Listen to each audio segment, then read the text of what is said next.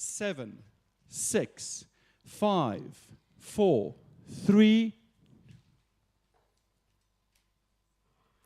Fellow Namibian citizens, friends of this land of the brave, good evening and welcome to this analysis of the President's first year in office. This is a joint offering by the Namibian newspaper, the Institute for Public Policy Research, the Hans Seidel Foundation, and the Embassy of Finland.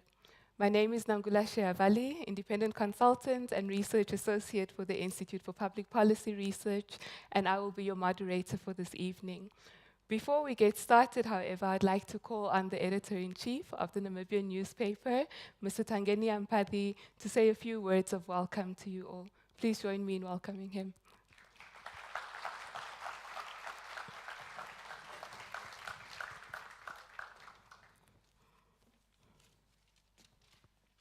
Good evening, dear friends. Ladies and gentlemen, friends of the Namibian, welcome to this, I think, what's going to be an exciting event. We are looking at analyzing President Hage Geingoob's first full year in office. Of course, there are few days to go, technically, but a year in office, that's what we are analyzing. As it's been said, we are hosting this event with the IPPR, the Hans Seidel Foundation, as well as the Embassy of Finland. I would like to thank our partners heartily.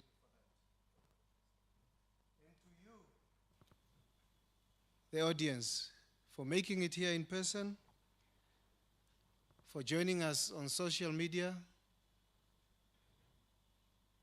as well as for watching the live streaming. Thanks to the multimedia unit of the Namibian, headed by Jonathan Biekes and his team. Why are we doing this? For a few reasons, really. Some obvious because the Namibian, our drive is free speech and free expression, but there are underlying issues to that. We are creating this platform to help our leaders, all of us, to help our leaders get as much input as possible. And I think we should appreciate perhaps that we are taking our cue from our current president, who is and has created actually this platform of opening up. So it's all about transparency, critical thinking, and of course, to help all of us get engaged in the governance of our country. Don't believe those who say the young people are not interested in what is going on in their country. I think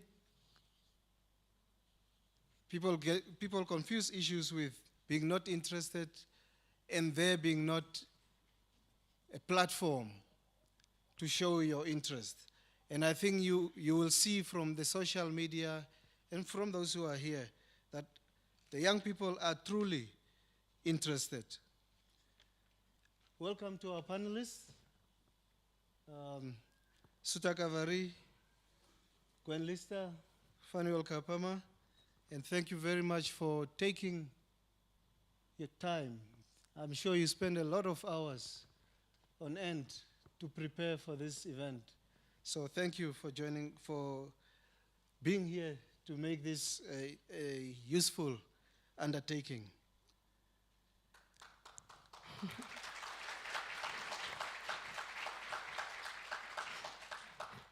To you, the audience, since I will not get the time to thank you later on, thank you for getting interested and taking part. So you need to engage in this endeavor through Twitter, Facebook, SMS, and several of you will also get the chance to speak or to project your voices through the microphone. Thanks to the Nampower Convention Center who have agreed to host our event. And you have seen, last but not least, Ernst, DB Audio.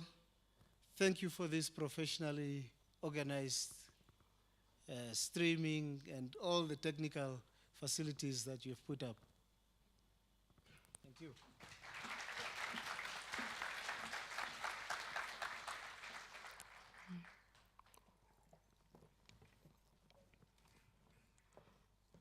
Thank you, Mr. Mpati.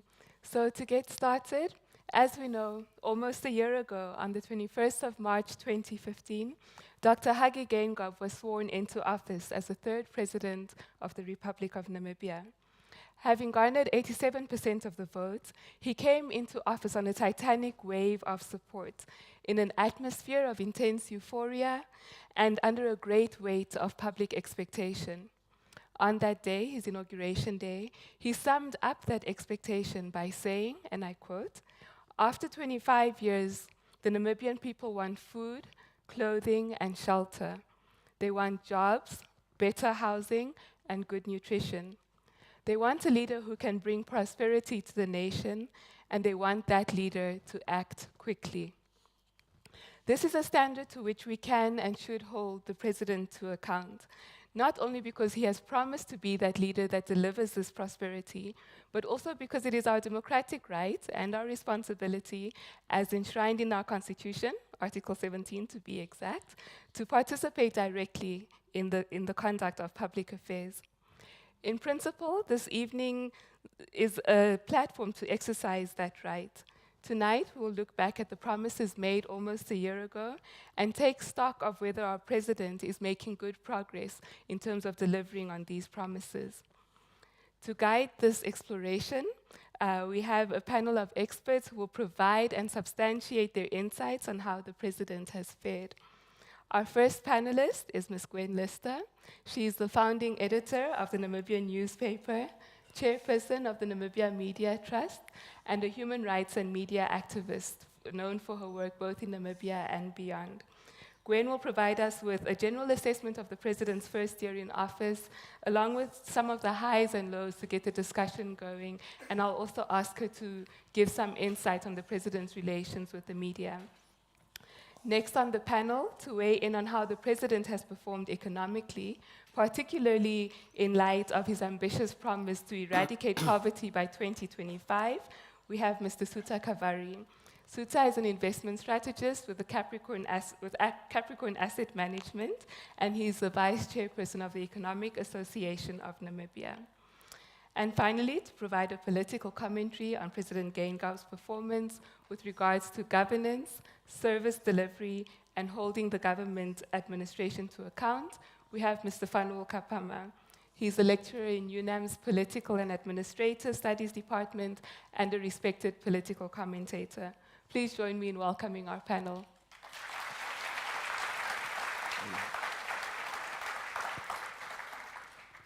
Earlier, I stated that we would use this evening to take stock of whether our president is on track to deliver adequately on his promises. For the purpose of this analysis, when we talk about promises, we speak specifically to the commitments that he's made in his inauguration speech and in his State of the Nation address of April last year. Naturally, we'll also consider some of the pronouncements he's made during other forums, but early on it was these two speeches that really set the tone for what Namibians could expect. So these will help to serve as a measuring stick for our discussion this evening. So the question is, I'm sure you're asking, or you might already know, what promises were made? In both speeches, the president was clear that the main priority for his administration would be addressing the socio-economic gaps that exist in our society. In this regard, as a first priority, he declared an all-out war on poverty. He noted a revised government structure that would better align ministries with government's objectives, and he stated very clearly that these objectives are poverty eradication, the reduction of inequalities, sustainable economic growth and economic diversification, job creation, and improved service delivery. In his inaugural speech, President Geingob stated, and I quote, Our vision is clear. We plan to expand and spread the opportunities for growth and prosperity to be enjoyed by all Namibians in all parts of the country, with a specific focus on the disadvantaged sections of our population. In his State of the Nation address, President Geingob continued along these themes, but he provided a little bit more detail. So with respect to poverty eradication, this included noting an increase in the old age pension, something that had been announced in the budget speech earlier that year, plans to introduce a food bank, growing the economy and improving access to quality education, including enhanced efforts at skills development and vocational training. In terms of overcoming inequalities, he touched on the finalization of the economic empowerment policy, which is currently under consultation, the public procurement bill, and the retail charter. He also spoke to the implementation of the industrial policy and the growth at home strategy. On land and housing, the President reaffirmed his personal commitment to addressing land reform and the provision of affordable housing for all Namibians, and he highlighted various possible measures to accelerate the delivery of serviced land as well as housing. In the State of the Nation address also, President Geingob touched briefly on combating corruption, but spent more of his focus on transparency. And in this regard, he communicated that he and his wife would disclose their assets, and he delivered on this promise on May 20th last year. And finally, in both speeches, the President emphasized inclusivity, highlighting the vision of a Namibian house in which no Namibian should feel left out. This is something that I think he has repeated in all of his speeches and pronouncements since then. So in summary, the measures open for discussion today, which we hope that you will engage with us on through your comments and questions during this platform, include, and this is based on those speeches, include poverty eradication, addressing inequality, accountable and transparent governance, economic growth, job creation, service delivery, nation building and national reconciliation, enhancing access to quality education and health, combating corruption by promoting transparency, and then, of course, the provision of land and housing. These promises also fall in line with what the President said in his end-of-year statement last year, that the Namibian public could and should hold him to account. So, ladies and gentlemen, the stage has been set. We know what the promises were that the President has made.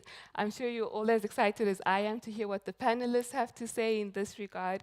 But before we get started, we just want to show a video going to the streets and seeing what the average Namibian has to say. Thank you.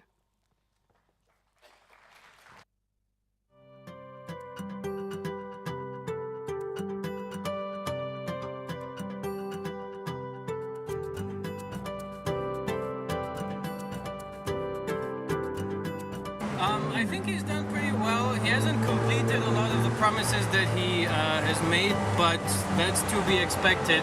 You can't do much in 1 year. So far, he's moving in the right direction. I'm happy. He's actually a positive president, and he has done positive things, new changes. One of them is the Omake project that really impressed me. What has impressed me is the way he dealt with the AR movement. On a scale of 1 to 10, I'd rate the president at a 6.5. I think he could do better. He promised a lot, but at the same time, he inherited a lot of problems.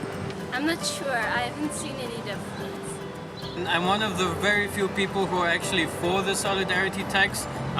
One, because I'll probably not be affected by it. The way he handles the media and social media, he makes use of social media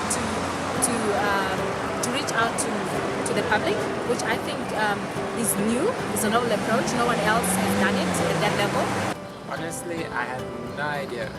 I've seen him working the more greeting people. That's good though. Definitely, the country's not where it should be after 25 years, and he's got a lot to fix. I think he has done a good job. He is doing so good so far. And the rest I really don't know. The way he makes it clear to the media that their freedom is protected and it is their duty to report. We have to recognize that we live in a society, and the fewer poor people that there are, the better off the rich people will be, even if it is at a price. I think that's the bigger picture that a lot of people are not seeing. The fact that he's also more concentrated on the people of the community, and the fact that he gave away a share of his salary to the needy people. On the critical side of things, I don't understand the concept behind we need a bigger parliament because we are more parliamentarians, but you have a population of over 2 million people who don't have, and most of them can't afford to go to a clinic like Medicity or Rhino Park or any private institution, and they have to go to Kavitura Hospital.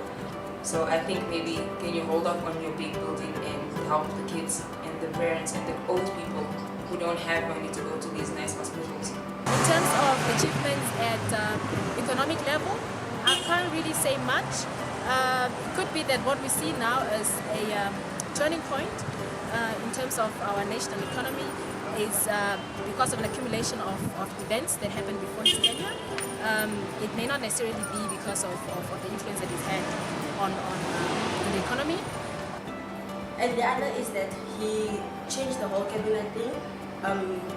He looked for experienced people, looked at their school records and whatnot. So that is actually something very positive that he did. And yeah, it just shows that he's a very hard-working president and a lovely president. But it's quite clear that most SOEs are running deficits, and the corporate culture in the SOE sector actually leaves a lot of questions open. He cares, he shows that he cares. He always comes out whenever something negative happens, and he always speaks out about these injustices. We've just seen a report yesterday on the bankruptcy, or the potential bankruptcy of the municipality.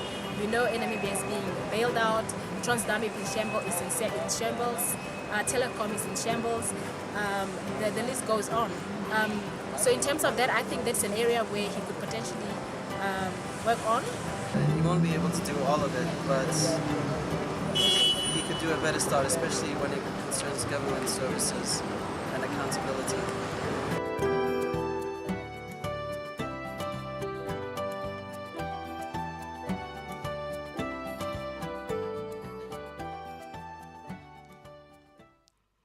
Okay, great. So we've heard about what the young people have to say, both positives and negatives, and I'm sure the panelists have picked up on a few things there that you might like to comment on. Ladies and gentlemen, before we continue, if you'd like to engage in this discussion via Twitter or Facebook, please use the hashtag 1 year of GainGob, as you can see on the back here, hashtag 1 year of GainGob, and we'll be addressing some of those comments and questions during the discussion after our panelists have made their opening remarks. So I think it's safe to get started. And Gwen, I'd like to begin with you and really just ask you to provide a general assessment of the President's performance, what you've seen as some of the highs and lows, and if you could speak also to relations with the media. Thank you, Nangila, and good evening, everybody.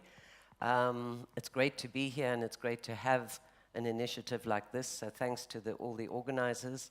I think the cherry on the top would have been if the President himself had joined us here tonight, but unfortunately it doesn't seem that is to be. Overall, as Nangula has requested, I'm looking at some general aspects of the past year, and I will make a couple of comments, some of them pretty ad hoc, just really also to stimulate discussion and debate.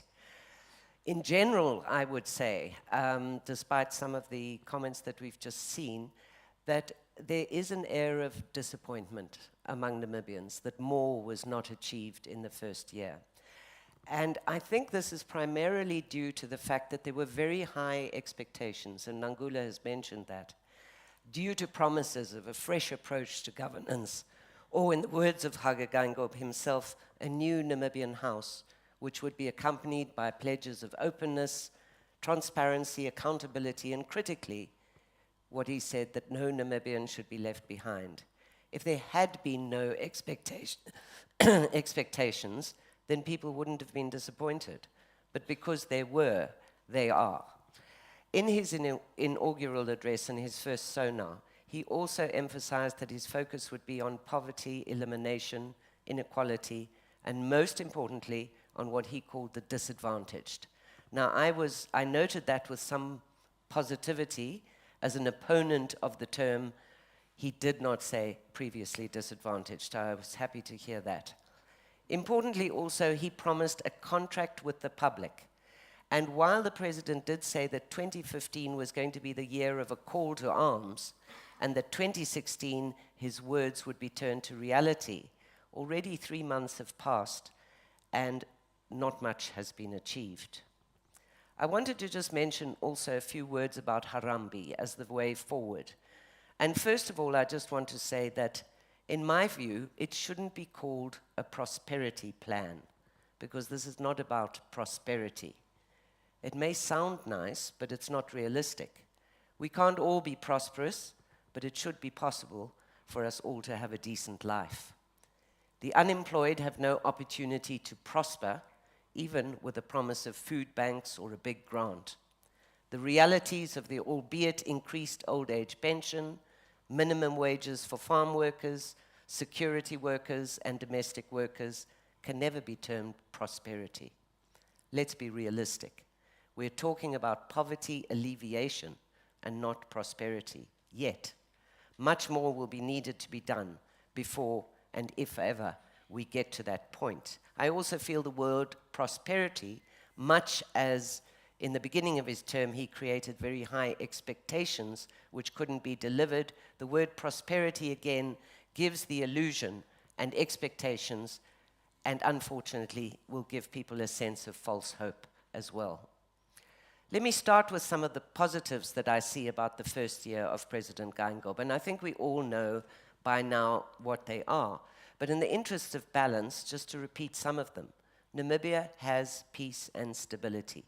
Yes, we appreciate it and we know that it is an incredibly valuable thing to have. The president himself has largely been a non-polarizing force, mostly reconciliatory in his approach and in his emphasis that no one should be left behind. I believe that he believes that. He has consulted widely across the country through his town hall meetings, and he's encouraged his ministers to visit the regions. And whether this has real depth and shows a more participatory approach to democracy, I think, remains to be seen. He's also engaging major stakeholders, from private sector to unions and so on his Harambee plan. And in this regard, I think he's streets ahead of his predecessors. He has also managed to get action plans out of his sometimes intransigent ministers, and overall he's taken some initiative in areas such as the affirmative repositioning issue, and he has said mostly the right things. But I do feel that there have been missed opportunities for him to strike, and I use the word deliberately, because decisive action is exactly what I think is required from him and what Namibians want to see. And some of these may include the following. On the home front, he has failed to reduce the bureaucracy and government expenditures and travel and related expenditures. And even if he could have done this one step at a time, I feel it would have been appreciated by the populace at large. And this, I believe, must be the first and probably the most important step against poverty. He has not managed to compel his ministers and other senior office bearers to declare his assets, despite him having done it himself. He has asked them nicely, and yet none of them have complied. He hasn't yet created clarity out of confusion in streamlining policies such as they are, and which are currently, I feel, all over the place. Everybody pulling in different directions and no overarching plan of action. And I think the solidarity tax issue, wealth tax, whatever it's called, is an example. And I want to mention something that not many Namibians seem really to care about, and that is in the arena of foreign policy. How many white papers and conferences haven't been held before Geingob's time to determine the way forward with still no clarity and no direction? And apart from the area of reparations, in which there is some Namibian interest, for the rest, it is just being ignored. Namibia is arguing for an enlargement of the UN Security Council to accommodate Africa in order to, in Geingob's own words, serve humanity better, which is a great thought. Why then are we sleeping with dictators? We have to clarify the why of our close relations with North Korea and China, and the expenditure on building expensive munitions factories with an international pariah when we were at peace as a nation, and this to me is inexplicable. And I think that Namibians need to know, and we need bread and not bullets. Our withdrawal from the ICC, which has also been met with some international and regional consternation, is not seen as a progressive mood. We need to stop these mixed messages. Are we committed to human rights and progress, or holding on to old allies who don't share our democratic commitment, when those who do are being pushed out into the cold? The president also needs to engage more, and Nangula asked me to address this point, with the media. Somewhat belatedly, and almost a year after coming to office, he convened a hasty roundtable with the Fourth Estate. This needs to happen more. President Geingob seems to view the media as a necessary evil, yet he knows this country gets great kudos from the fact that we are seen as a very free nation in terms of media. The media is not his enemy and could be valuable partners in the way forward and for the success of Harambee. Critique is an essential part of the process and in holding government to account, so it's important he gets to know them. And media is not just about journalists anymore, it's about the people too, because they're out there on social media. I'll leave it there, Nangula. Great, thank you. Thank you, Gwen.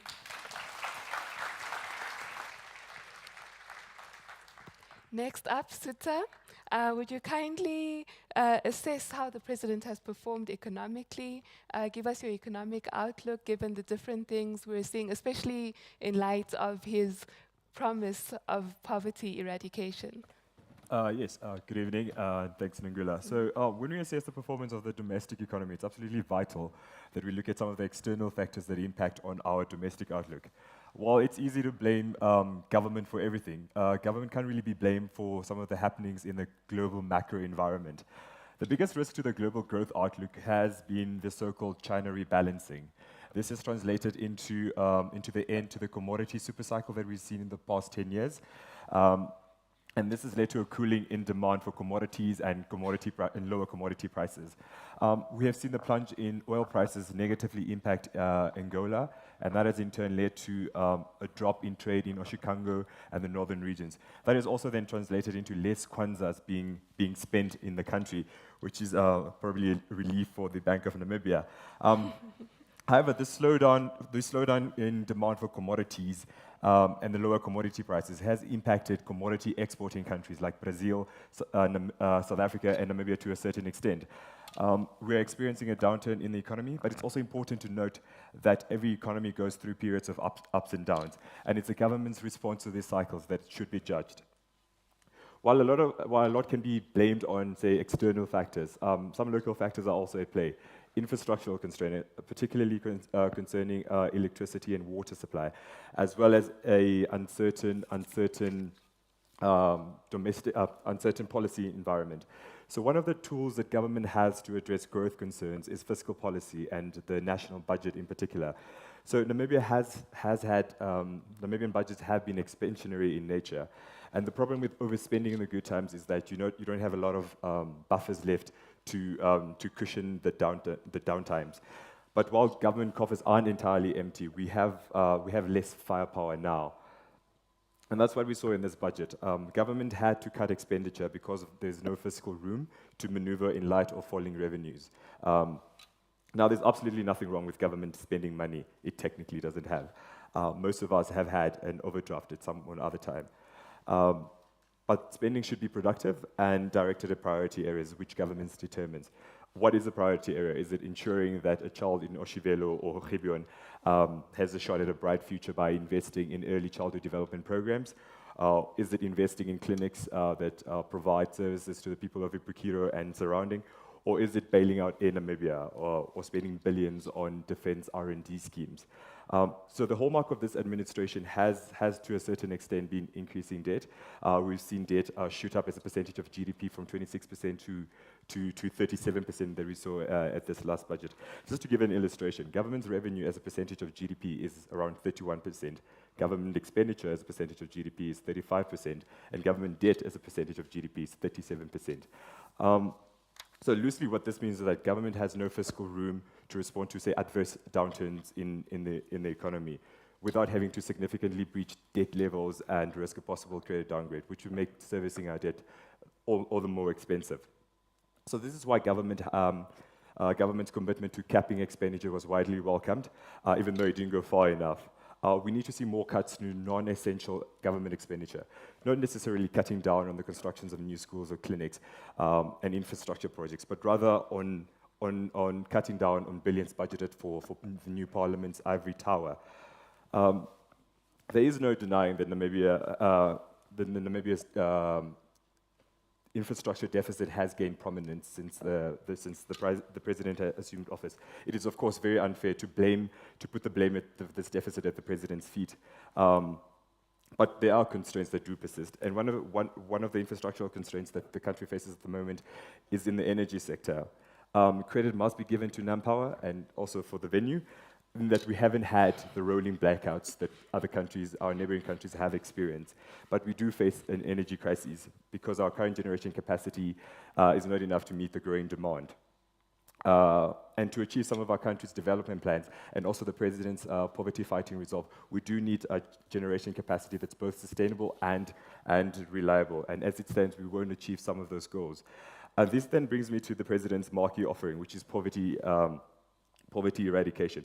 The president does deserve credit for the energy and vigor that he's injected into this debate. It is encouraging when leaders identify challenges in society and tirelessly work to arrest those challenges. But while the president's drive has been a welcomed addition to the national agenda, it hasn't necessarily translated into clear, coherent, and concrete policy implementations, apart from the increases that we saw in social safety nets. The Ministry of Poverty Eradication, which I have mixed feelings about, I'll skip through that. I also feel that attention in the poverty-fighting resolve has been misplaced to a certain extent. The sad truth is that poverty won't be eradicated in our lifetime, and I think thus the fight should center on poverty alleviation, lifting the poor and destitute above the poverty line. It is also important to note that development policies are multi-layered and usually carry a medium to long-term outcome run. So what I would like to see in the President's Harambee Prosperity Plan is a focus on early childhood development and job creation. A child's formative years is of crucial importance and form the basis for their cognitive development and lay the foundation for their future. By investing in early childhood development programs, government would essentially be investing in human capital, thus breaking the cycle of poverty, promoting economic productivity, and eliminating disparities and inequalities, one of the things that the president has touched on. This can tie into the Harambe's plan of improving vocational training, thus giving every child the opportunity to post-school equip themselves with the necessary knowledge, know-how, skills to prepare themselves for the labor force, thus giving them a decent shot at a bright future.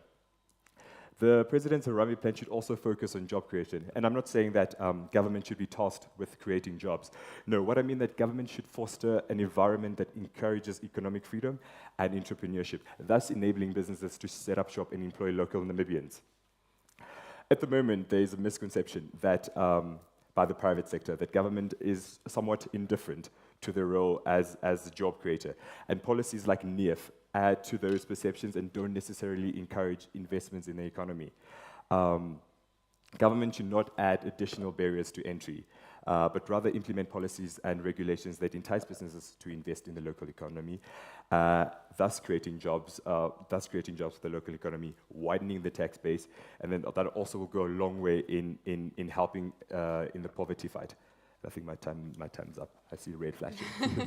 Thank you, Zita.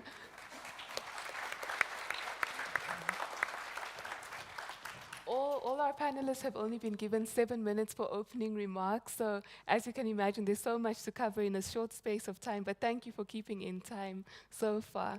And now, Mr. Kapama, in your view as a political commentator, how would you assess the President's time so far, especially in terms of service delivery, holding government accountable? Let's hear your thoughts. Yes, thank you very much and good evening.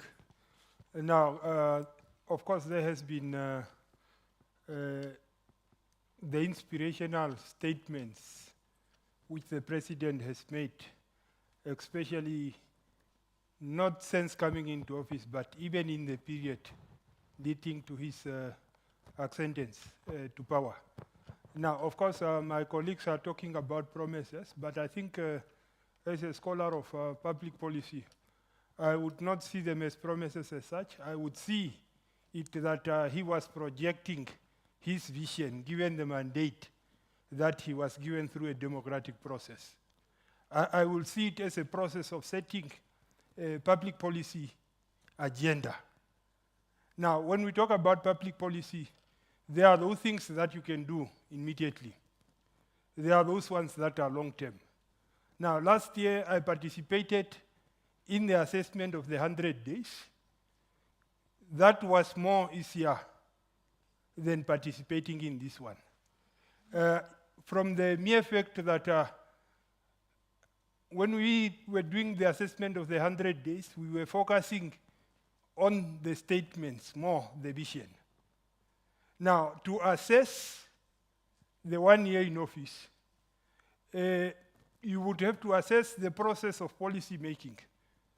And can one make all the relevant policies and develop all the relevant programs in 1 year? Now, where we are now, of course, there are those things that were done immediately. And for many of the substantive policies, like on the food bank, we have had the idea, but we have not seen the blueprint. On the solidarity tax, the blueprint will still have to come. On the Harambee prosperity plan, the blueprint still have to come. And what I normally argue is that the devils would be in the details. We would have to see the blueprint to see whether the vision has been taken to the next level, whether the vision has remained consistent. But I think one of the key issues also is that being president does not or should not create an environment of a one-man show. It's supposed to be a collective effort. Now, when we look at it, very inspirational statement, can we say that the politicians, his fellow elected political office bearers, were so inspired, like we, the ordinary members of the public? And to answer that question, I won't answer it to you. You have children that are going to public schools. You are treated at public hospitals when you are sick. Have you seen any inspiration? When you are driving around the streets, you meet the police, you meet others. Has the bureaucracy been sufficiently inspired? And I'm one of those people, based on my interaction, who would argue that perhaps the level of inspiration and expectations among the public has been much higher than the effects of the inspirational effects, especially among the civil servants. Now, of course, the president has declared his assets. It's a good move, but should it end with the president? The cabinet and the elected and parliamentarians. Of course, promises has been made, especially from parliament, but we'll still have to see. Now, let me just take an example. Currently, we are talking about the new parliament of close to 1 billion. We are talking of the new airport terminal building for close to 7 million. Mass housing for around about 2.7 billion. The power plant for approximately 6 billion. The Valfish Bayport expansion, around about 3 billion. Of course, the Nekata Dam, around about 2.4 billion. Now, of course, making such investments project a very positive vision of developmentalism. But in the fight against corruption, it's not just enough to declare. What we have seen with almost all these projects is neo-patrimonial developmentalism, especially if you look at the level of controversy that have surrounded this one.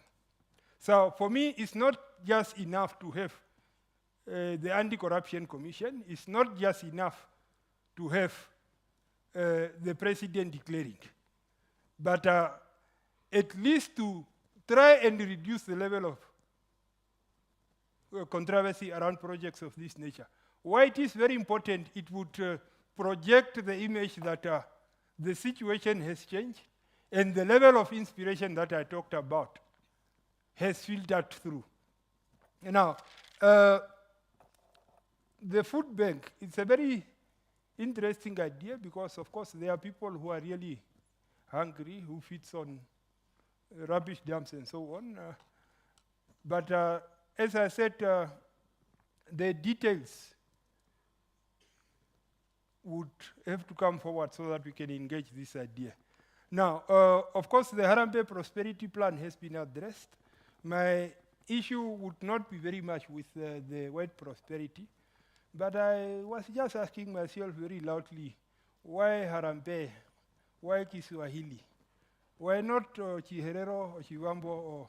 Or were we afraid that when we come to that level, maybe the problem of ethnicity and tribalism, people will see it as a plan of others. But to me, that would have mattered.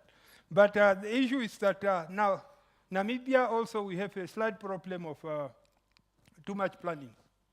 NDP4 is there. Here we are talking about the new plan. So some of the questions is that how would the two relate to each other?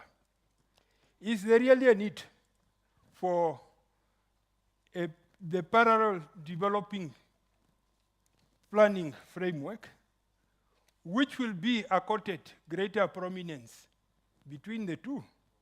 Will this not lead to confusion, especially among those that are expected?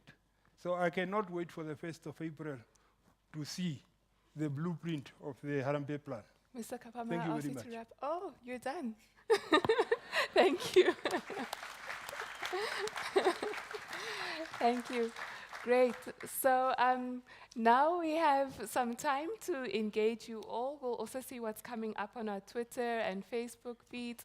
As I said earlier, if you're going to be going onto social media, please use the hashtag #OneYearOfGainGob. And I already see a hand going up here in the second row at the front, and then two here in the first row. Also, while the mic is being brought to you, when you came in, you might have gotten this publication, 1 Year of GainGov, that just got off the press today, done by the Institute for Public Policy Research. There's a timeline at the back of the president's first year in office, so you can refer to that also if you need to. Sir? Yeah, thanks. A minute is fast. We are very delighted that we have a president for a full year in office, but I don't think it will be for a long time. He must explain certain things. How do you raise a bar of 700 million for a parliament that we do not need? Today the cost is 1.5 million.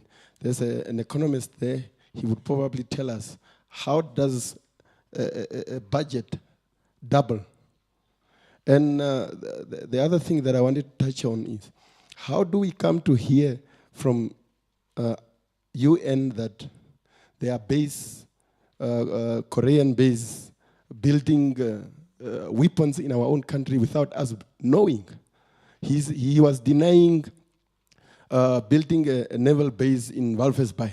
So all these things are telling us that we are preparing for war, while if I'm standing here, they will tell us we are disturbing peace. They are preparing to disturb which peace? Thank you. Thank you.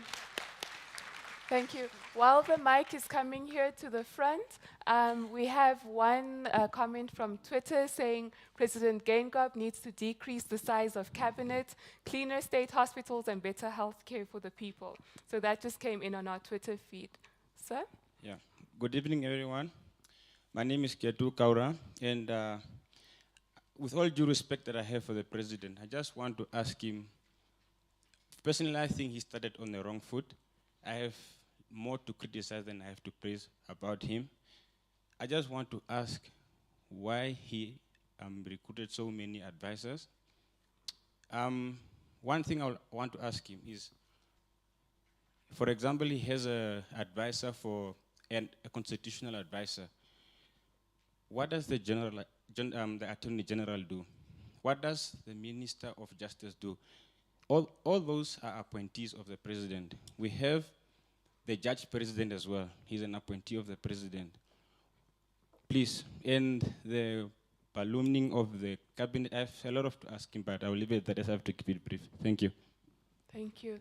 Another Twitter comment, that boy Ndeu says, I have nothing against government, but the new parliament budget being worth NWR, Air Namibia, and NBC bailouts every year. Priorities, question mark. There's a question over there in the third row, and then we'll go over to that side, I think the fourth row. Thank you very much. Hiruke Gapama is my name. I've got one question. The Namibians have understood that the German government, the Namibian government, are engaged in the process of negotiations in terms of reparation. However, I have read today that Namibian government is asking or requesting German MPs to drop genocide paid. More so, I don't have a problem with that request. My problem is the request is because the Namibian government want a unified approach in the spirit of Harambee. My question then is that, is it true that the Harambee is a Namibian initiative? Or was it a joint initiative between Germany and Namibia? And if it's so, was it the best thing to do for the Namibian government to engage in the domestic political affairs of Germany, or will it benefit us by engaging in that particular political affairs? Thank you very much. Thank you so much. We've got one at the back there, the fifth row, the gentleman over there, and then in the second row, in the second set, we'll go to that one. Good evening, everyone. Thank you very much. First of all, before I give my comments, of course, I'm not going to ask questions because Mr. Gengop is not here. When I voted for Mr. Gengop, that was the first time I ever voted for a president in the Republic of Namibia. As young as I am, I thought we'll get a president who's educated, a good leader, and somebody. But after I've seen him that golden seat, I gave a comment to myself that I'll never vote for any president in this republic. Never, ever. After I voted for my president, he has been preaching of poverty eradication, but he doesn't have a formula to that. But he knows exactly how much it's required to build the 7 billion Jose Gutierrez International Airport, while we only have less than 800 aircraft that are coming into that airport. I'm a pilot by profession, and I can tell you, our air traffic flow is still less than 800 aircraft. Are we Germany? Are we Dubai? How many aircraft do we receive for us to build such a many billions airport? Why are we needing that airport? And a 2 billion for building a parliament. We can host our parliament here in this convention hall. Why a 2 billion parliament? Why?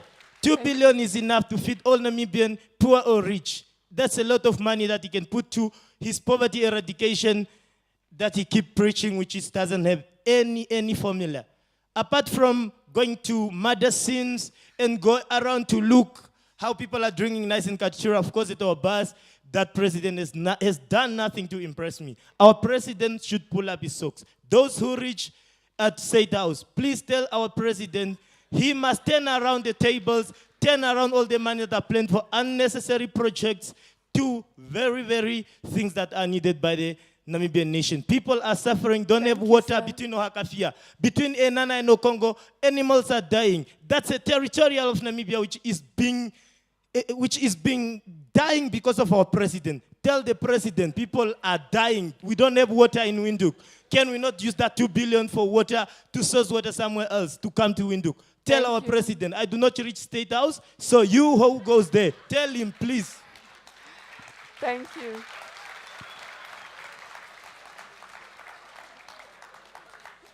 Thank you. Philemon, over there, okay. Thank you for the opportunity. I've got 2 points. It's on the number 1, it's priorities, 2 is planning. I think on the priorities is touching basically on what this gentleman said. I think the president needs to be very clear on what are the priorities. It needs to be, for example, electricity, water, housing, land, these kind of things. And then if other things come up, you know, your priority should, anything that is not a priority should fall away. You know, if housing is a priority, then why is an airport suddenly the priority on top of, you know, why is the airport being planned now in the next 3 months when housing is an issue, when water is not there, when electricity is an issue? Because without electricity, it affects business, it affects citizens, etc., etc. So it's on priorities. Number 2 is planning. For example, someone who sat on the NAM Water board says to me privately that they have advised government on the water issue in terms of Windhoek in 2003 already. So the plans has been there. Electricity in terms of NAM power plans have been there 10 years ago. What to do with electricity. These things have still not been addressed. So I think planning has its place, but implementation is critically needed. Thank you. Great, thank you so much. We have one more question on Twitter. It says, or not a question, I think this was in response to the question posed by the Namibian asking people what they think the positives have been so far. This person says public sector, SOE and budget reform, focus infrastructure development and poverty eradication. So that was the response to that question. I think we'll end this first round here. We'll do a couple more rounds, but just so that the panel has the chance to speak, let's go to them. Some of the things that have come up have been the issue of priorities in spending. Suta, I think you touched on that earlier also. And some of the frustration around not addressing things such as housing, education, access to quality, health, and so forth. We also had a question about foreign policy, but looking at issues around the naval bases that we're seeing coming up, or defense spending is probably what the issue is over there, and some of the foreign policy issues that you mentioned earlier, Gwen. A question around Harambee, whether it's homegrown or being done in consultation with other governments, and why this response that we read about in the papers today. An issue around voting. Sir, I urge you to vote in upcoming elections. That is the only way you can make those changes. So please continue to vote. Don't let go of that right and responsibility that you do have as a Namibian citizen. I don't know if you need to speak more to that, panelist, but you may if you want to. And then finally, a question around planning, looking at water and energy. Someone mentioned earlier about the president not being here and so forth. Just to set the record straight, the president was invited to be part of this forum. Unfortunately, the State House declined that invitation, so the invitation was put forward. So I'll ask the panelists, whatever questions speak most to what you're doing, please answer on those terms. Please keep your responses short as possible so that we can engage as much as possible. Suta, you look ready to say something. I have to sit this round out, you know. I have nothing to add to foreign policy and voting, I guess.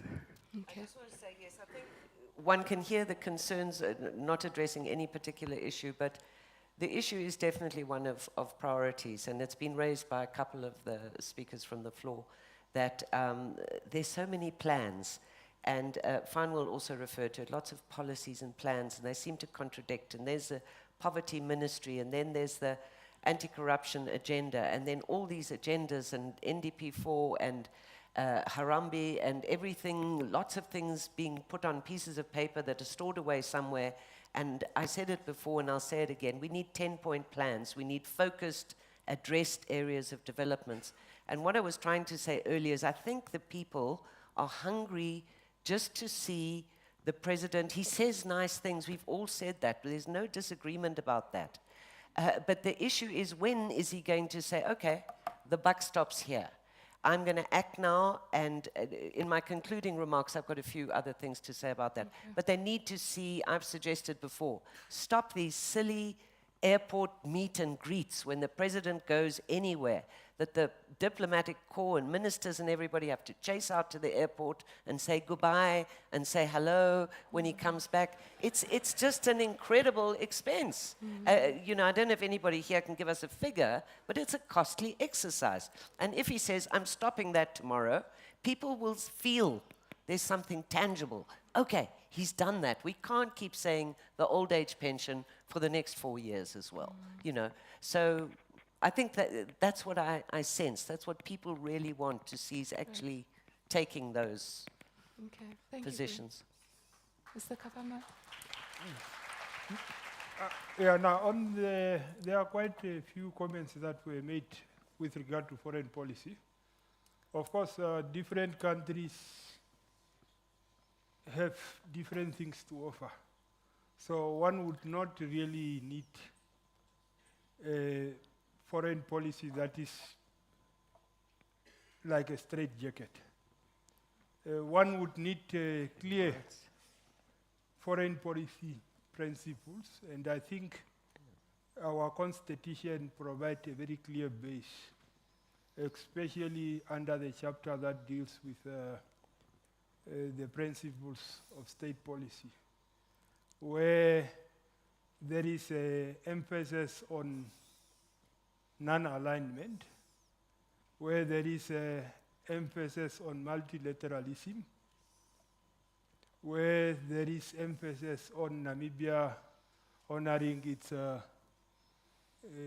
international legal obligation as a member of the UN, the AU, SADC, and many other organizations that we develop to.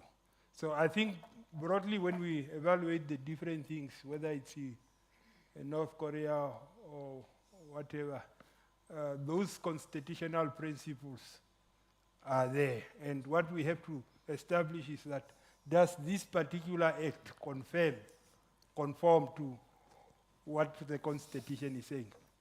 And now, on the brother who will never vote, those of us that will continue voting will appoint the president or would elect the president for you. So next time,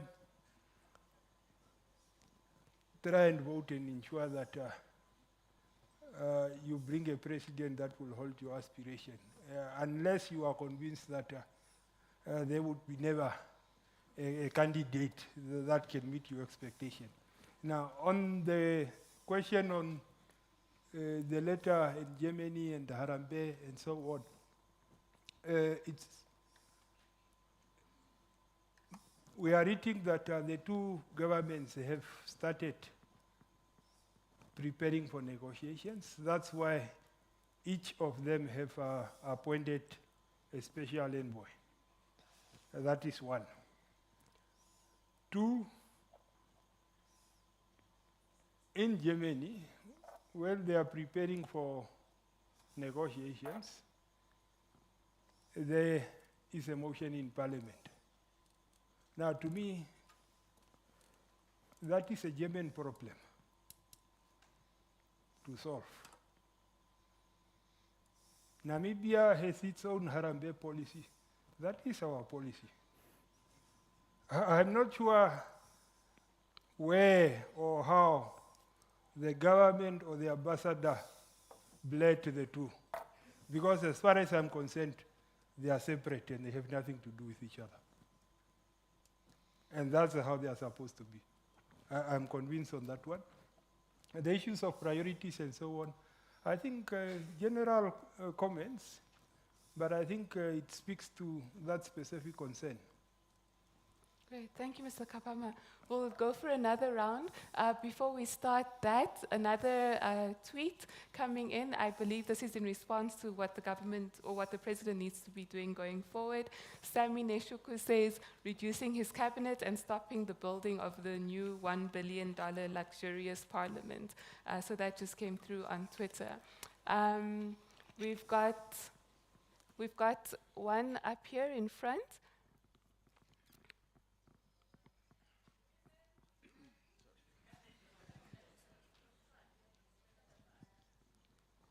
Thank you very much. My name is Beleta Warku.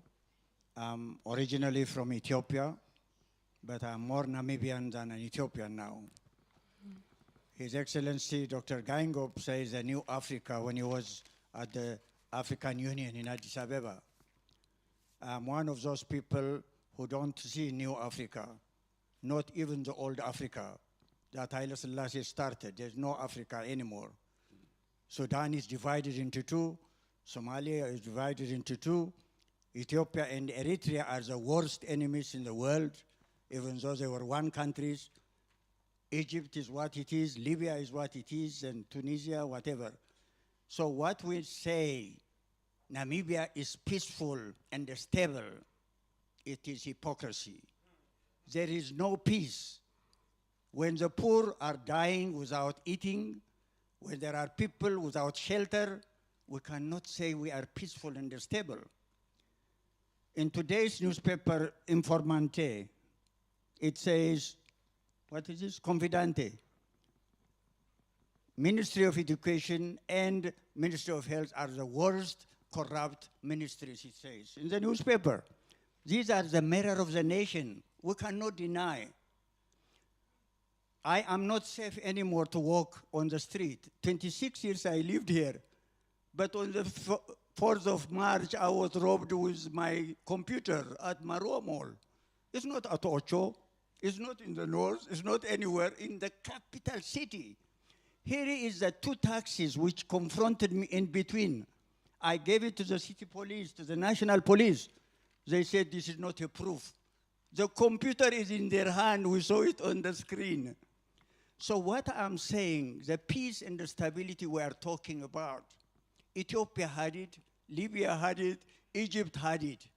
But because we don't do as leaders, with moral leadership, lead our people for unity, it's tribalism we have. You have no Africa. We have no anything that we call Africa unity. I was at the election and the establishment of the African Union. I have gone to 17 countries in Africa. I have lived in Liberia, Zimbabwe, Botswana, Lesotho. I'm here over 26 years. I wrote to His Excellency, you are now third-time Prime Minister. Let me help you within 24 hours to bring Namibia as one nation and one people. He did not even acknowledge, leave alone to answer. I gave him directive. One last point. I wrote to him that secularism is the most misunderstood word in democratic country. It doesn't mean to be corrupt. It doesn't mean to be a thief. It doesn't mean tribalist and nationalist or racist. It only means you have no preferential religion, which you call state religion. They are all equal. So I told him, I'm a Baha'i faith teacher. I want to teach you to become humble and be moral leadership so that we can bring our people as one family. March 21, Madam Dear, is a Baha'i New Year. So Namibia is born on Baha'i New Year, which was celebrated in Namibia since in 1953. Sir, I ask you to please wrap up your comments. I thank you very much. Please, friends, let's start oneness here with us here. It's not only in the State House, it's not only anywhere. We are important to unite ourselves. Thank you very much. Thank you so much. I think we've heard a lot of men's voices. Ladies, are you in the house? Okay, we have one over here, second row on my left. There's one over here as well, Nangula. I was about to complain that it's only men being given Please the mic. go ahead, Natasha. I can't see you, but I hear your voice. My first... step into the light. Okay, my first question is directed to Gwen Lister. On the 3rd of May, it will be the 25th anniversary of the Windhoek Declaration, a seminal document that changed the face of media across the world. When the president took office last year, I've had a couple of complaints from the media in terms of how the president addresses them, especially at press conferences. I had a journalist calling me late last year and asking me to call for a boycott where journalists should boycott the president's press conferences because he's rude and he humiliates them. Now, I missed your presentation, so I asked Jonathan, your colleague, what you said in regard to media freedom and freedom of expression, and he said that what you said is that we are moving forward. But if we look at how the president addresses the media. Just last week or 2 weeks ago, he rated us 6.5 out of 10 in terms of our performance. While just a couple of weeks ago, Reporters Without Borders rated us number 14 in the world in terms of media freedom, and we remain the top spot in Africa. What do you think is the president's attitude towards media freedom and freedom of expression in general, considering that we have all of these bills that are going to be tabled this year and next year that is going to infringe on our right to freedom of expression? My second question is, are we as Namibians not expecting a bit too much from the president, considering that he is an individual that has to operate in a system that has a very powerful ruling party, and that ruling party is the one that sets the path for the country?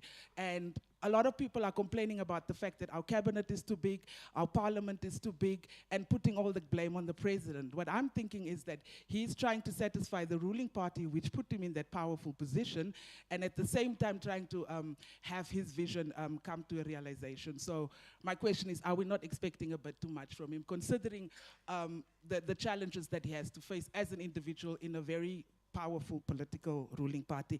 My last comment goes to the gentleman who said that he would never vote again because he's disappointed in the president. Democracy takes hard work.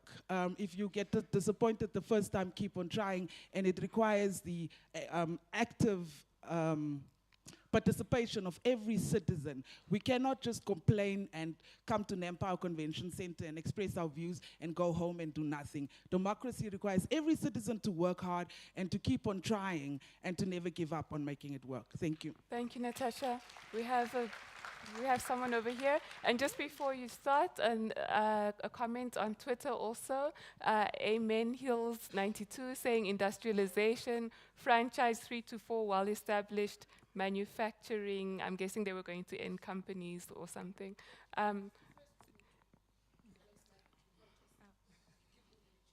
The woman is getting a chance right behind you.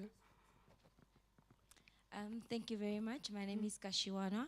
Maybe I would just like to say that on the comment of the journalist, I would love to read a bit more investigative journalism in Namibia and not just storytelling.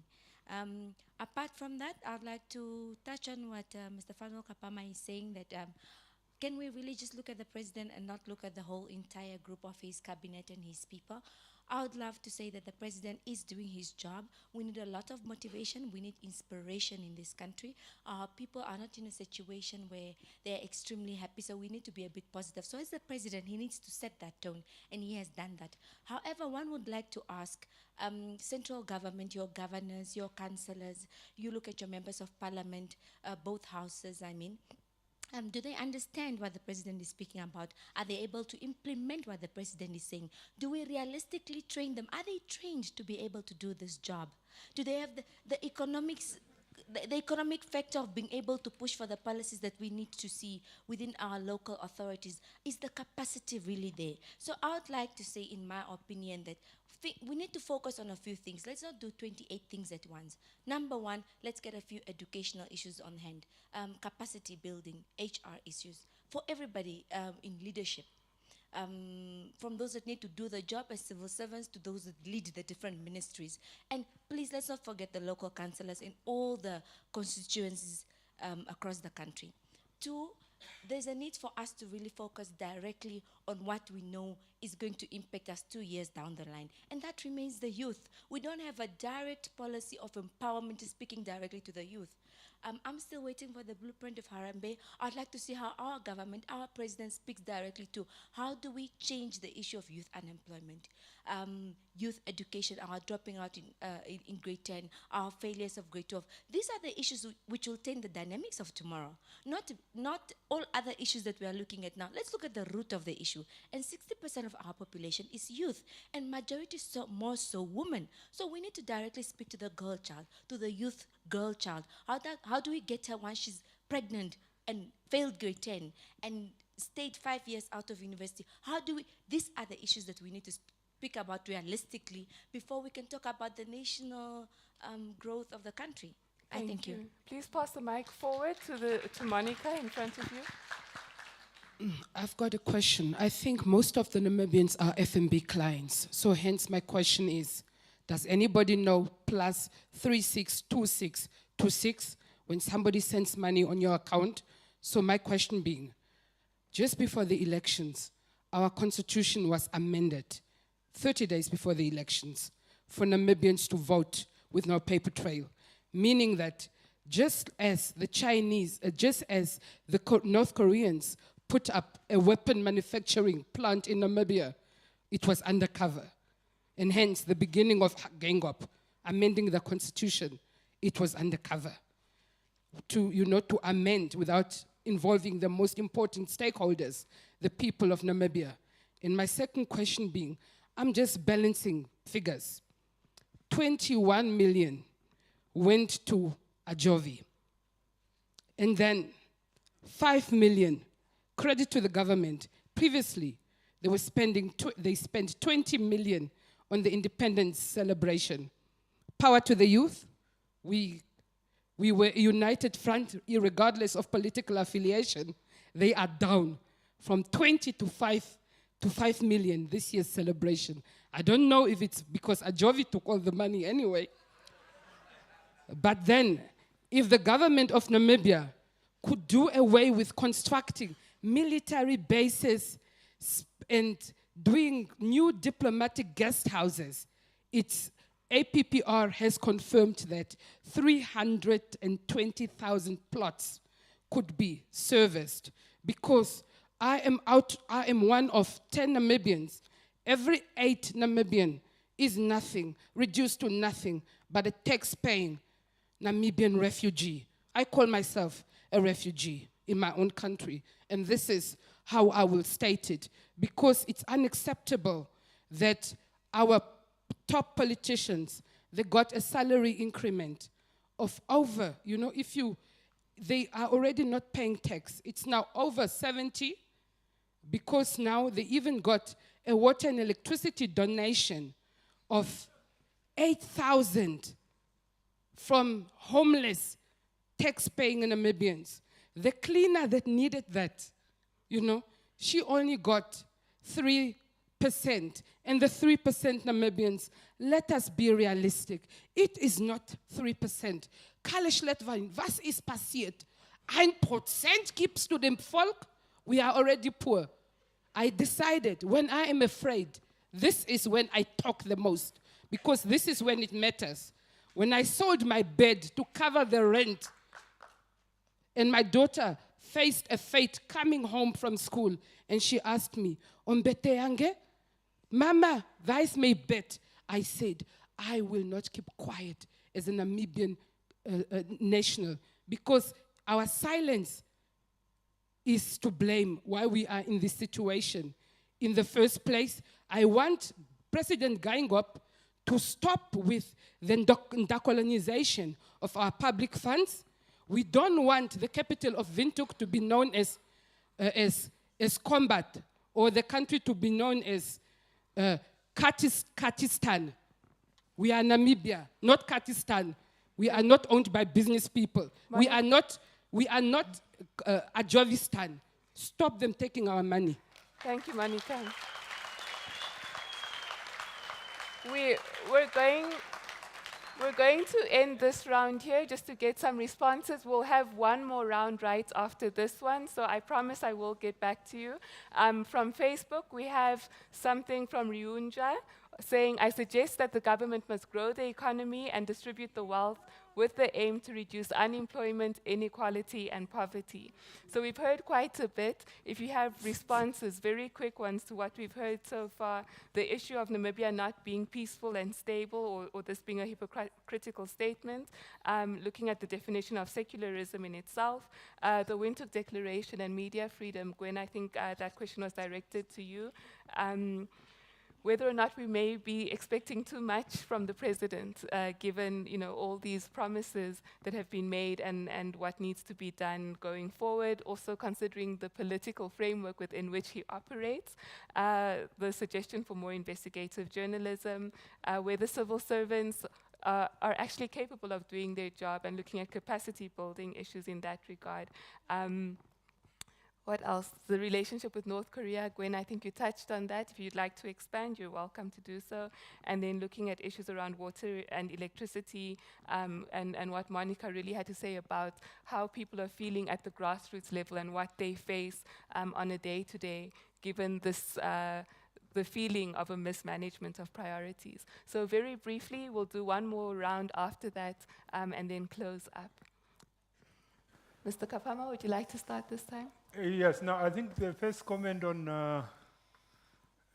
not the first, but one of the comments that said that it's difficult because the president belongs to a dominant ruling party and so on. But in politics in general, politics is a struggle for power.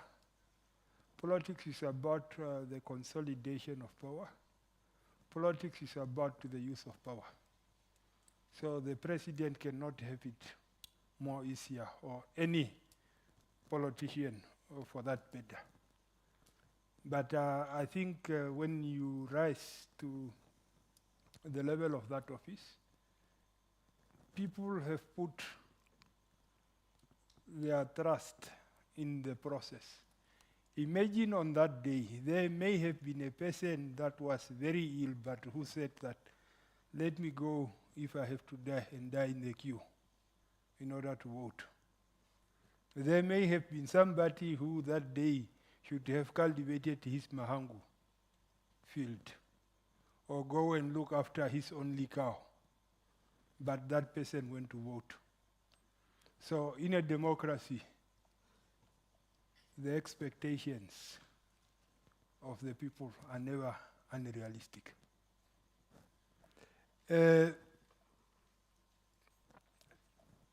On the media, I know it was directed to Gwen, but I will also take it. As an analyst and a scholar of political science, I always tell myself that I do not have the monopoly of analysis. I do not have the monopoly to ask questions. Natasha, open up, let others also criticize and ask you questions. Because the media does also not have the monopoly to that.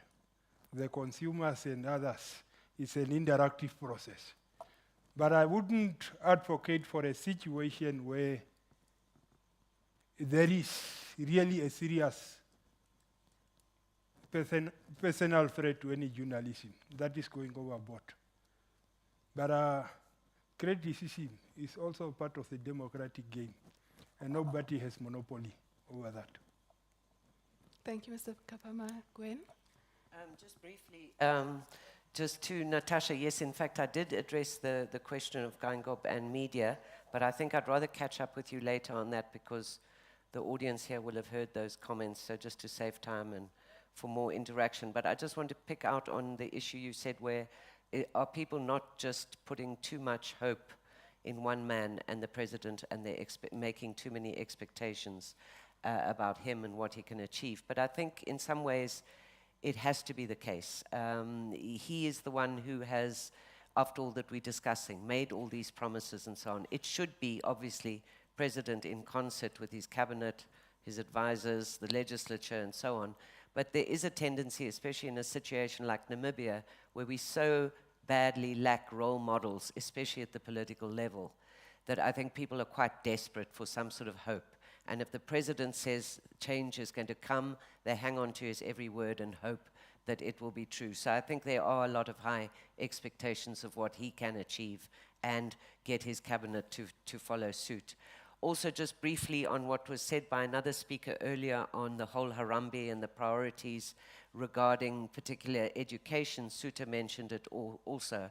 I don't think Harambee or any other poverty alleviation unemployment plan could succeed unless there is incredible focus on pre-primary education, early childhood development. And I don't really want to hear the word free education unless the word quality is attached. It's pointless. It's a pointless exercise to turn out barely literate young people and then expect them to make it in this world. So again, even this promise of free secondary education, unless it's quality education, it is worthless. And just to add as well that we've got to swing the balance, with apologies to all the academics and the university people around, back to vocational, back to technical training, because we all know where the needs are in this country, and those are the people who are making the wheels turn. It's not the academics. It's not others of the scientists and so on. It's the people who are skilled in fixing lifts. If you go to Marua Mall, the lift has been broken since last November. We have no expertise in Namibia to fix lifts. The lift at the Katatura State Hospital, whatever. These are the skills we need. And these are good paying jobs that people can have. And there is work out there. And parents are to blame as well, and the leadership, for saying only a degree is worth anything. That's nonsense. We've got to get away from that. Smart work. Thank you, Gwen. Just to latch onto what Gwen said, I absolutely agree with you. There has to be an emphasis and focus on quality education. The youth are disenfranchised, and I absolutely agree with the lady over there. More needs to be done to address the issue of high youth unemployment, and we need to see more not really plans, but more implementation, more policy implementation that address this. And the encouraging thing about the Harambee plan is the focus now on vocational training. We need the plumbers. We need people to fix that elevator by Marua Mall. But we need the focus. But focusing on vocational training is already late. So you're focusing on people who've already dropped out of school because they're illiterate. So that's why I argue for investment in early childhood development, because that's a cognitive years that they learn the necessary skills that will propel them to a bright future. Thank you, Suta. We're running out of time, so our next round will be 3 minutes. I ask you to please keep your comments or your questions short. Starting at the front here with Honorable Tom Alwendo, and while the mic is coming to him, a question or a statement that has been said. Okay. The statement from Modesta Reed says the housing crisis in Windhoek and Walfish Bay needs to speed up, do more research on revenue collection from small business and informal sector. Honorable Alwendo. Thank you very much. I got a bit of a flu, but I hope you can hear my voice. Mm-hmm. Gwen, I hope when you were referring to intransigent ministers, you were not referring to me because I was sitting in front. But I want just to say the fact that we are able to sit in this hall today and talk about the 1 year of Geingob in office, I think it's because we think we are onto something. Something has happened which probably hasn't happened before, because we had president before. We didn't have this. So I think we are getting somewhere. And I think the president himself would have been appreciated having this forum. I mean, he has been going through all the region, having the same forum we're having, and listening to what people are saying and what needs to be done. So this is to be encouraged. I want to talk about the issue of priorities. I think it's true. The government has been saying we need to prioritize. I can guarantee you what you have seen, what is being talked about, what we need to do, is not just because it was just pulled out of somewhere else. There were so many other things put on the table, said, can we do this, can we do this? And therefore, some of those are actually areas which you think we need to prioritize. And I can understand that we cannot always, all of us, agree that these are the priorities. We can't. But it's good to have the discussion. Where we can agree, we can agree. I can take, for example, the issue of the airport. Maybe besides the money, we have as a government, decided to say, given our smallness of the economy, the only long-term way you can probably develop our economy is to become a logistic hub, like Singapore has got. Singapore has got nothing. But because they were able to attract people to come, they needed to actually to invest in their airports, in their roads, in their harbor. Now, if you are saying you first want to wait until the air traffic has increased for you to build the airport, it's not going to happen. You're going to have to build the airport for you to be able to attract the air traffic to come to country. Maybe it's a lot of money. Yes, it is a lot of money. But sometimes things which matters doesn't always come easy.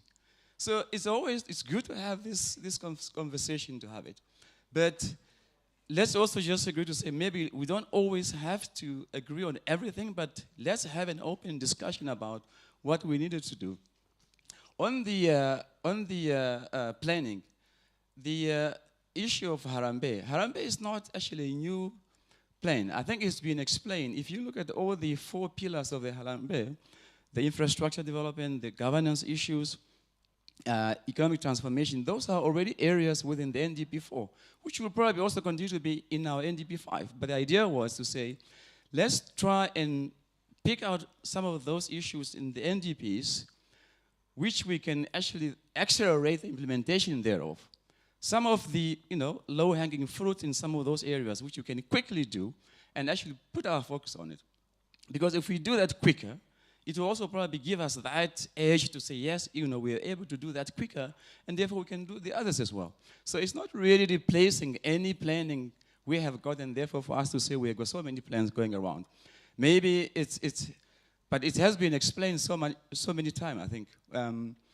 But I also want to say, at times when we talk about what we need to do, it's right for us to say somebody must do something. The president must do something. He's the one who's elected the president. But the president also has provided that platform to say these are the things which we need to do, this where we need to go. And therefore, as citizens of Namibia, what is our responsibility within those areas which we have agreed to say, let's do this going forward.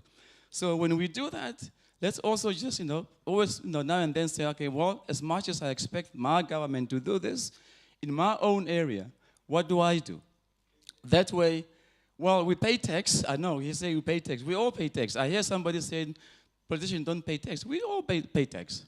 The president doesn't pay tax, but politicians do pay tax. So it's a good thing to hear, but I just want to say we are actually onto something. The transparency issues, which I think it was mentioned earlier here, it's good. We need to be transparent. Somebody complained about the projects which are being stopped. Projects are being stopped probably because of the transparency which is there now to say this was wrong badly, Minister, and therefore let's do it. So, but thank you very much. I appreciate the discussion of that. Thank you. Thank you.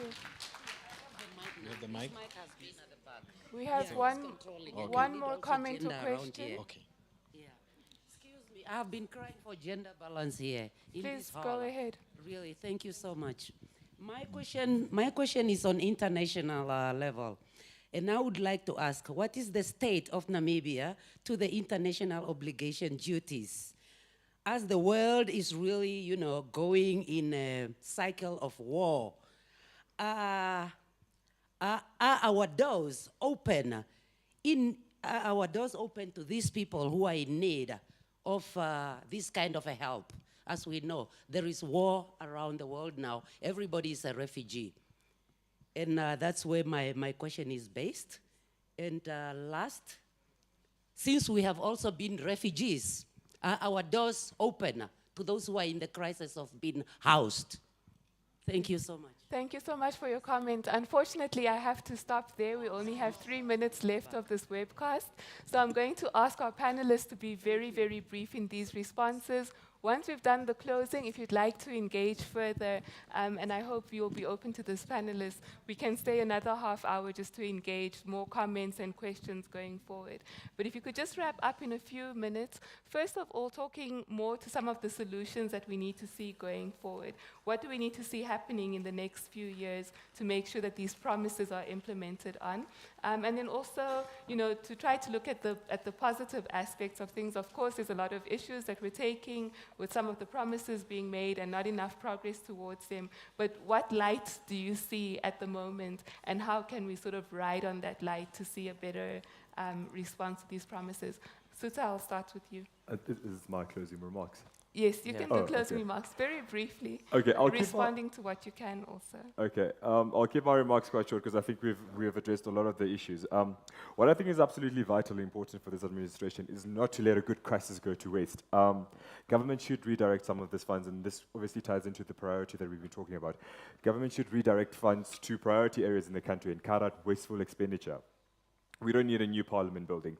We don't need six new $500 million military bases. We need investments in energy generation capacities. We need investments in water systems to ensure that the capital doesn't run dry. We need investments in land servicing to ensure that Namibians don't get priced out of the property market. But infrastructure projects should favor companies that employ local Namibians.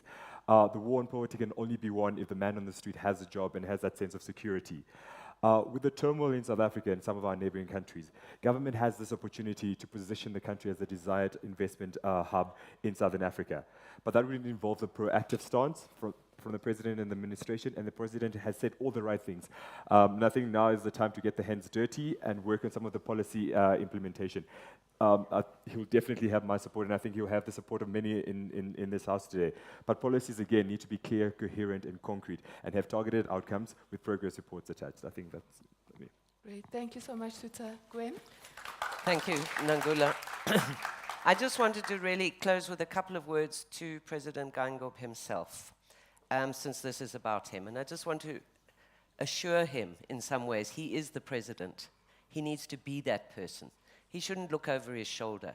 It's nice that he asked former presidents to come on board as advisors, but it's not necessary. They had their time. It's the people who count. This is your time.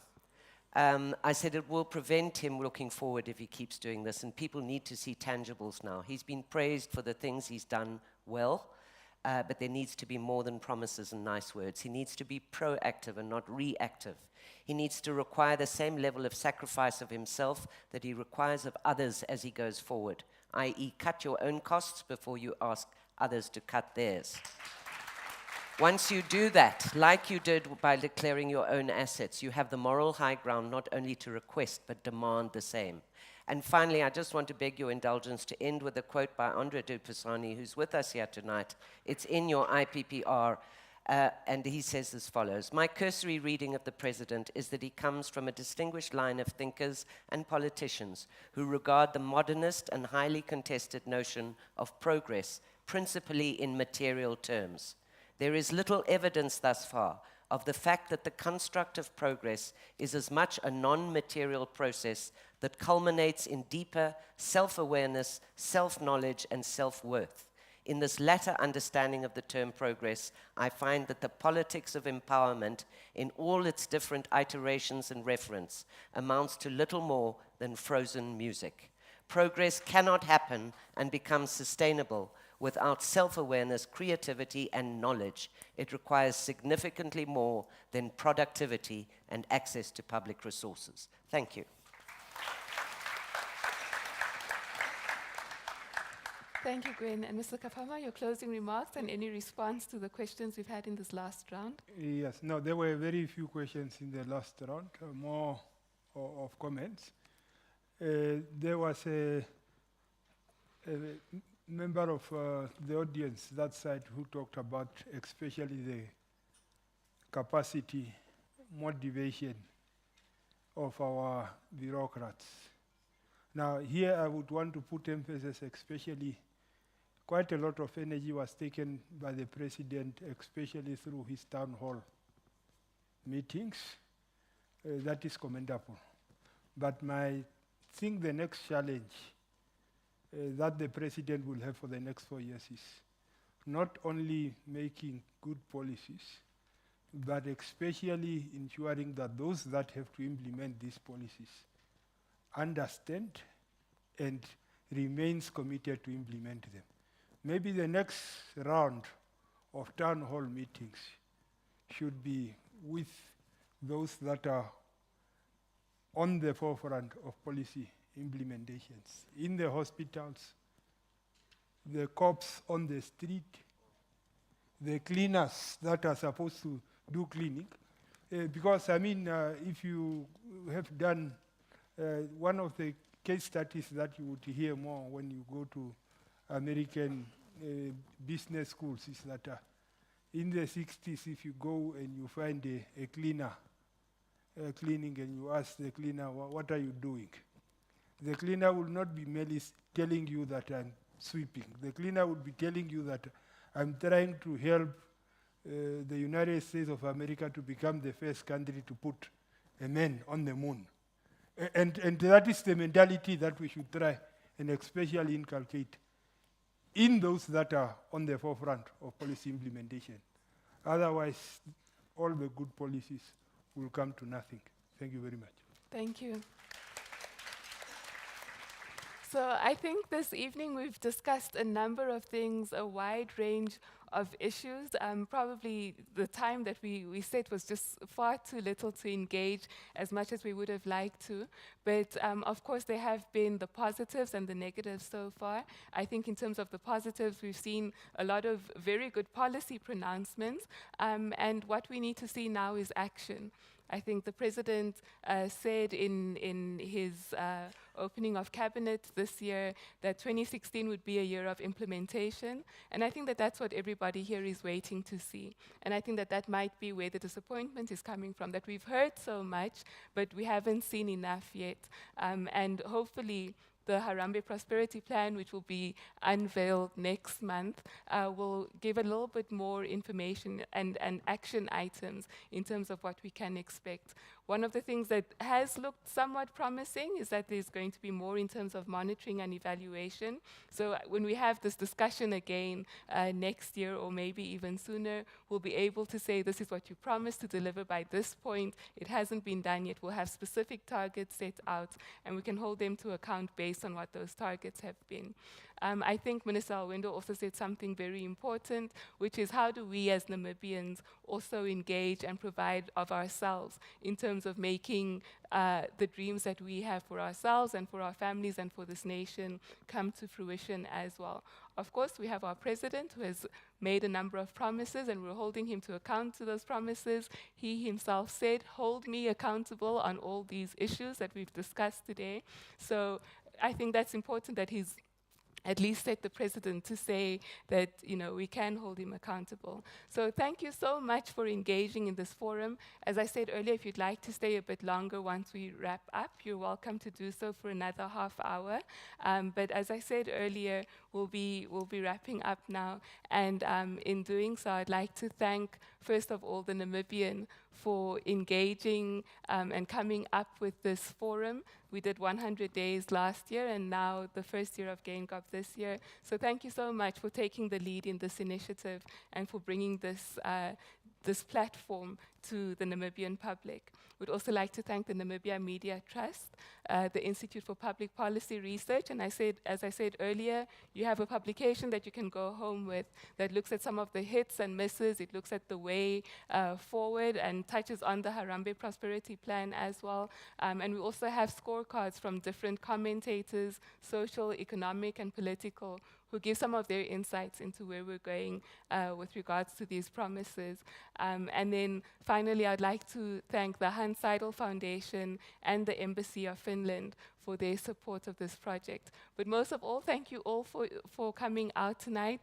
Many thanks to our audience on social media, also those that contributed on Twitter and on Facebook.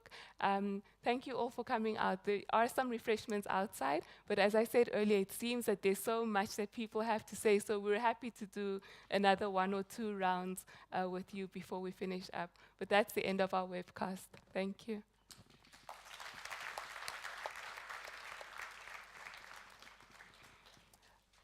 Are there questions that people still want to ask or comments that want